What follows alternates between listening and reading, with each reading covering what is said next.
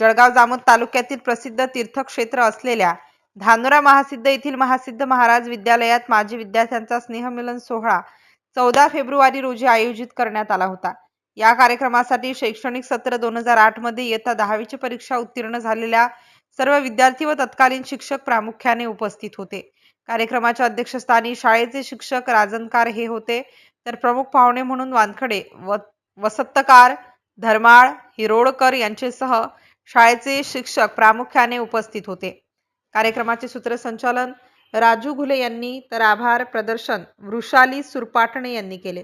या स्नेहमिलन सोहळ्यासाठी अविनाश कुले, अमोल जाधव, दीपक अवचार, रवी वावगे, राजू साबे, किशोर गजगणे, संतोष सोनोने यांच्यासह शाळेचे माजी विद्यार्थी प्रामुख्याने उपस्थित होते।